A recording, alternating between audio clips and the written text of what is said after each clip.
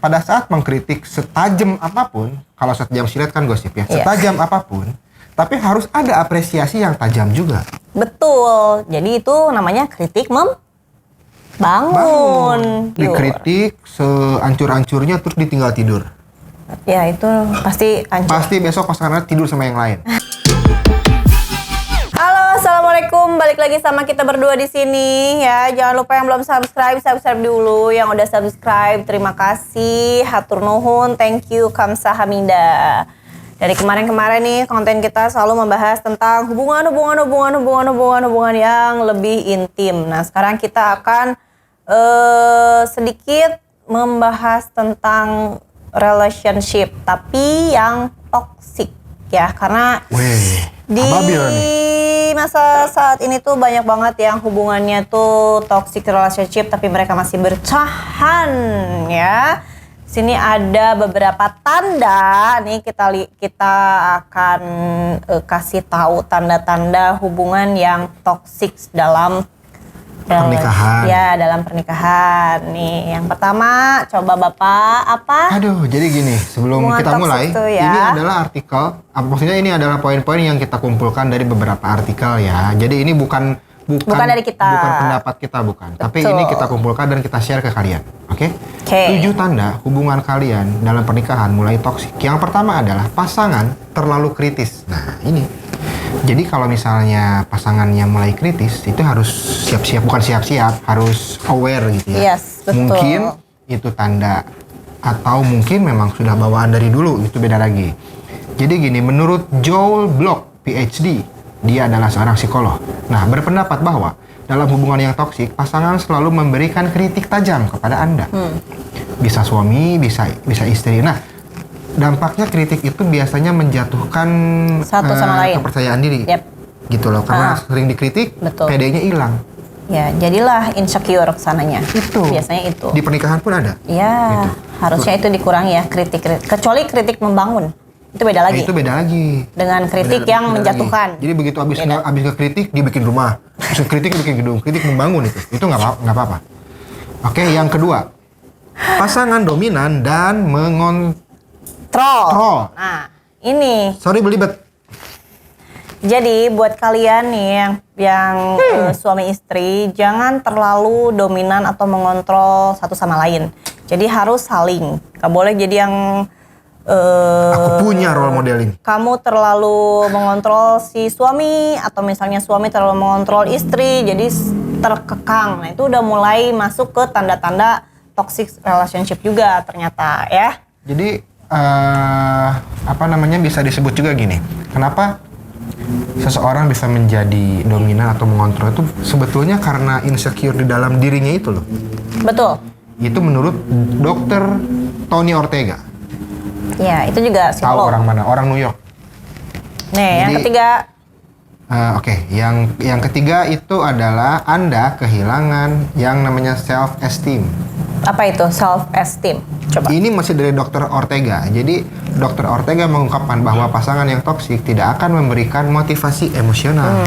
Nah, jadi motivasi secara emosional itu sudah hilang.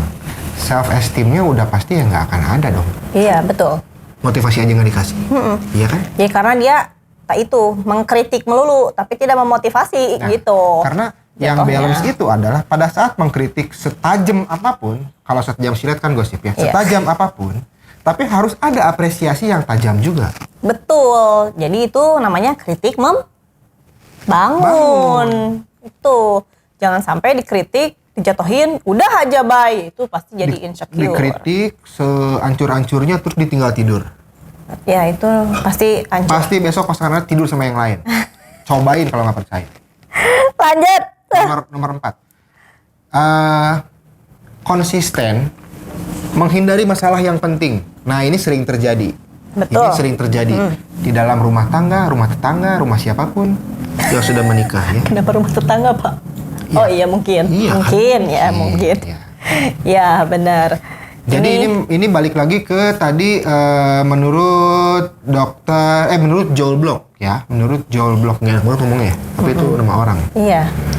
Salah satu ciri hubungan toksik itu adalah sering tidak disadari nih. Anda menghindari masalah yang penting sebenarnya harus dibahas. Ya, jadi masalah itu kalau tidak diselesaikan bakal jadi konflik. Betul Tapi sekali. malah dihindari. Diemin aja gitu, ya udahlah biarin aja gitu. Padahal itu hal yang harus diselesaikan sebenarnya. Karena kalau misalnya tidak diselesaikan, itu pasti akan menjadi unek-unek, dan unek-unek itu biasanya nanti akan merembet ke yang lain. Nah, begitu. karena gini, mindsetnya orang-orang pada umumnya, kalau masalah ini diselesaikan secara terbuka nih ya, open iya. semua diomongin, malah bakal jadi konflik. Oh. Jadi lebih baik nggak diomongin. Sebenarnya kalau misalnya orangnya itu bersikap bisa menyikapinya, intinya tuh bisa menyikapinya dengan baik, atau misalnya bisa menyelesaikan, udah tahu solusinya apa, itu pasti tidak akan jadi berkepanjangan sebenarnya. Jadi misalnya kalian akan membahas sesuatu yang atau masalah yang penting, tapi kalian udah tahu nih solusinya apa, ya mungkin bisa-bisa aja diterima sama pasangan. Sebenarnya itu yang dicari kan solusinya, betul Ya, tidak? lebih baik kalau ini menurut kita ya, menurut kita sudah pernah mengalami juga. Lebih baik marahan hebat 15 menit tapi beres. Nah, betul, daripada sekarang Diem-dieman, tapi itu masalah nggak beres-beres. Ya, berlanjut dan nanti merembet ke hal yang lainnya gitu. Lanjut, Pak. Yang nomor 5. Ya. Tidak pernah ada solusi.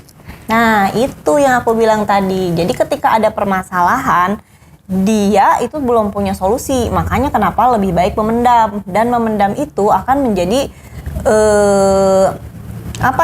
merembet dengan hal yang lain, dan nanti jadinya jadi toxic relationship. Nah, gini, itu.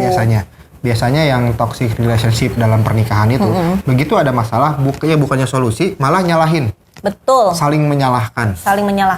Itu sering terjadi. Iya. Ngaku nggak? Ayo ngaku lu. Nah, Ya kan? buat kalian nih yang nonton, kalau misalnya punya permasalahan, mau kecil, mau besar, enaknya sih dikomunikasikan. Mau enak diterimanya atau nggak enak diterimanya, yang penting ada solusinya. Karena gini, kalau misalnya ada masalah, terus diselesaikan meskipun melalui pertempuran yang sengit, itu tidak akan saling menyalahkan. Nanti bakal saling menjilati itu. Percaya deh, bener. Iya dong, iya kan? Berakhir dengan kenikmatan. Betul. Yang keenam. Dulu, tapi jangan jadi gara-gara dulu. Ya nggak usah kalau nggak ada masalah mah. Nggak ada masalah, nggak usah jadi gara-gara, bener. Yang keenam nih, merasa kurang kasih sayang. Biasanya nih ya, yang toxic relationship ini, dia merasa kurang kasih sayang. Dan kurang kasih saldo juga berpengaruh. Betul, itu mah sangat, Bapak. Ya, betul? Betul dong. Jadi nih, biasanya nih yang kurang kasih sayang itu hubungannya tuh bersyarat. Dan bersyarat berat ya, Pak? Kayak aplikasi pinjol? Iya, bersyarat, ada syaratnya. Iya. Jadi gimana ya? Berarti kalau misalnya kurang kasih sayang? Gini. Jadi ini banyak banget lah ya. Yang maksudnya bersyarat tuh kayak misalnya gini, si pasangan itu harus patuh. Terus misalnya harus terlihat bagus sesuai versi si pasangannya. Gitu kan. Terus juga harus punya standar pencapaian. Padahal kan orang tuh nggak bisa, maksudnya gini, orang itu kan kayak misalnya patuh yang gimana dulu yang harus dipatuhi. Betul. Terus cantik itu ya gimana kalau misalnya kata si suaminya, kamu harus cantik dengan bikini, tapi tidak sesuai norma kan percuma. Iya. Ya kan nggak bagus. Mungkin gini Pak, maksudnya dari kurang kasih sayang itu yang bersyarat itu kayak gini misalnya. Aku misalnya sebagai perempuan sudah melakukan hal misalnya atau sudah menyayangi kamu sekian. Nah, kamu juga harus menyayangi hal yang sama. Jadi apa ya namanya? Demanding. Take and give gitu loh, harus sama. Yang ya. Iya, harus sama. Sedangkan kalau menurut aku di dalam hubungan itu nggak ada yang namanya take and give. Ya kalau lu mau ngasih, ya ngasih aja seikhlasnya. Nggak perlu yang minta dikasihin balik yang sama gitu loh. Karena gini, intinya itu jadi gini. Kan kalau yang bersyarat itu berarti tidak menerima apa adanya. Betul, itu. Jadi ya itu tadi take and give secara negatif jadi jelek. Karena dalam merit itu, dalam pernikahan yang paling utama adalah take home pay dan take away. Betul sekali, itu penting. Ya. Betul Bapak-bapak? Betul. Betul. Take home pay kurang, you don't home. Gitu aja. Kasih tenda di depan. Yang terakhir, yang nomor 7. Itu adalah rasa ketidakpastian yang besar. Maksudnya gimana? Maksudnya gini, kan sekarang kita juga nggak bisa memprediksi ya apa yang bakal kita hadapi bersama pasangan besok, sejam lagi atau mungkin kapan? Iya. Kita nggak tahu. Bisa aja misalnya tiba-tiba marah si pasangannya atau tiba-tiba nyalahin ya apapun lah ya gitu. Nah, kekhawatiran itu kan biasanya gini, kita sebagai pasangan, bisa suami bisa istri, itu jadinya merasa kayaknya gue nggak qualified. Oh, oke. Gitu loh. Jatuhnya jadi kayak tadi ya, karena mungkin tertekan itu. Ya karena jadinya, insecure berlebihan. Ya, karena sering dikritik itu bisa jadi karena sering dikritik tuh, jadi yang ketujuh ini terjadi. Jadi si pasangan gitu. tuh merasa gimana ya? Kok gue jadi ragu buat melakukan sesuatu, takut nanti salah. Nggak melakukan salah juga. Iya. Ya itu kan udah toksik banget itu. Ya, udah. Sekarang ya itu tadi gara-gara self esteemnya nggak ada. Iya, betul. Dan gara-gara kebanyakan dikritik itu. Jadi lebih baik kalau misalnya pasangan itu sebaiknya itu balik lagi ke pembahasan kita yang sebelumnya pernah kita bahas tentang komunikasi. Di dalam hubungan itu komunikasi itu digarisbawahi dan itu penting sekali. Betul, Bapak? Dari Telkomsel. Ya, nggak gitu juga, Pak, itu iklan. Kan komunikasi. Iya. Nah, nih ya buat kalian nih, kalau misalnya kalian merasa ada beberapa tanda yang tadi kita sebutin, itu kalian coba untuk dikomunikasikan dengan pasangan. Siapapun, misalnya mau perempuan punya unek-unek, atau misalnya suami punya unek-unek, jangan sampai itu dipendem dan lama-lama jadi toxic relationship gitu ya. Iya.